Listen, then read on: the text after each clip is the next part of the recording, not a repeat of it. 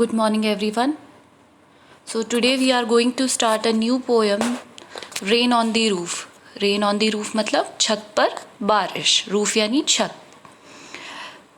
When the sky is covered with dark clouds and it start raining, आपने देखा है जब भी बारिश आती है सबसे पहले घने काले बादल होते हैं and it started raining. Have you ever listened to the patter of soft rain on the roof? जो बारिश के गिरने की आवाज़ है उसे क्या आपने महसूस किया है, सुना है?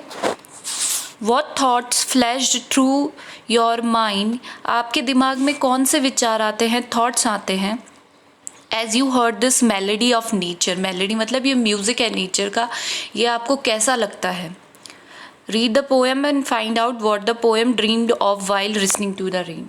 So the poet was very excited और he was very enjoying और उसे क्या वो ड्रीम करता है, सपना देखता है जब वो ये बारिश की आवाज़ सुनता है, वो हम इस पोएम में पढ़ेंगे.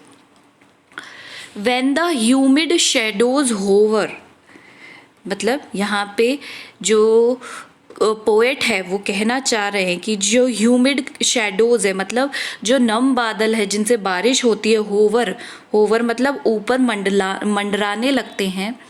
ओवर ऑल द स्टेरी स्फेयर्स मतलब हर जगह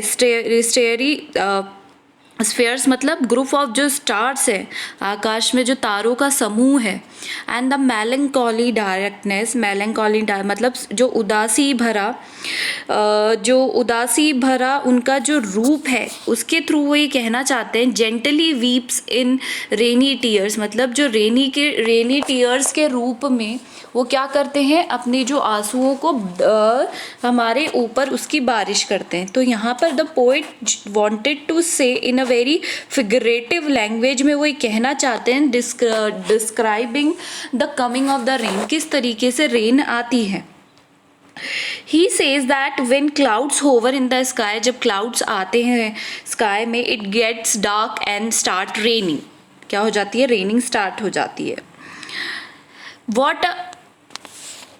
What a bliss to press the pillow of a cottage chamber bed, मतलब अगर हम बारिश की इस आवाज़ को सुन रहे हैं तो हम उसको अपने बिस्तर पर लेटे लेटे पिलो को प्रेस करते हुए उसकी आवाज़ को सुनते हैं. And lie listening to the patter, और जो आवाज़ है उसको सुनते रहते हैं. Of the soft rain overhead, और जो सॉफ्ट रेन हमारे सर के ऊपर मतलब छत पे गिर रही है हम उसको सुनते हैं. At that time, मतलब the poet great feels pleasure in the lying in his bed in his cottage chamber, and he loves pressing his pillow while listening to the patter of the rain on the roof. He was very much enjoy कर रहे थे, टप टप जो आवाज़ आ रही थी उसकी ध्वनि को, साउंड को he was enjoying. Every tinkle on the singles has an echo in the heart. echo मतलब होता है गूंजना. तो यहाँ पे क्या है, टिंकल जो होती है टन टन की जो आवाज़ है, जो रेक्टेंगुलर जो टाइल्स है, सिंगल्स मतलब रेक्टेंगुलर जो टाइल्स है उस पर जो टप टप की जो ध्वनि हो रही है वो मेरे हृदय में मेरे हार्ट में क्या गूंज पैदा करती है. एंड 1000 ड्रीमी फैंसीज, और मेरे दिमाग में कई फैंसी आइडियाज़ आते हैं.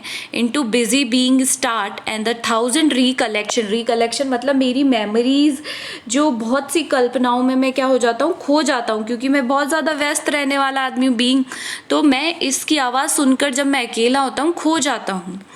Weave their air threads into woof का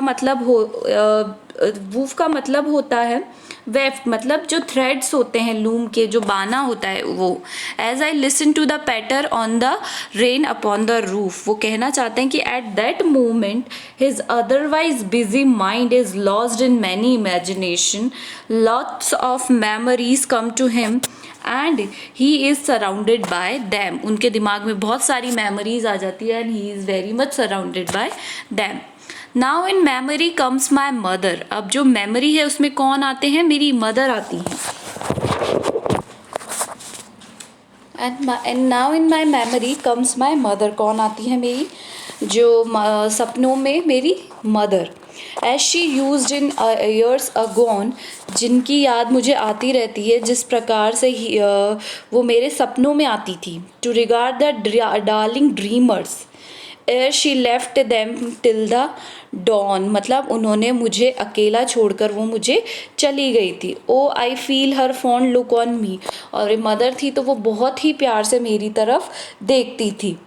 and I list to this refrain, और मैं इसे जो रिफ्रेन करना मतलब वो होता है कि किसी भी चीज़ को जो रिपीटेड साउंड है जो आ रही है वर्षा की, बारिश की, उसे मैं क्या कर रहा था, रिफ्रेन बज रहा था, which is played upon the shingles tiles, जो बज रही थी बार बार टाइल्स पे, by the patter of the rain. So basically the poet wanted to says that when he listened to the continuous sound of the patter of the rain on the single और the tiles, his mother came into his memory। कौन आती है, उनकी mother आती है। And she come to his memory just the way she would come in his dream in the past, कैसे आई, जैसे वो पास्ट में आती थी। Then she would stay in his dream the whole night long, जैसे वो उनके साथ रहती हैं, पूरी रात उनके साथ ही रहती थी। And she says that he still feels she is looking at me with great affection love, वो बहुत ही प्यार से देख रही थी। So basically the poet wants to convey the idea that the rain on the roof is the healing nature of power of nature. The poet feels that it is a bliss to listen to the sound rain while lying in his bed. It is very blissful, बहुत ही ज़्यादा मैं अपने आप को अच्छा महसूस करता हूँ, गर्वित महसूस करता हूँ।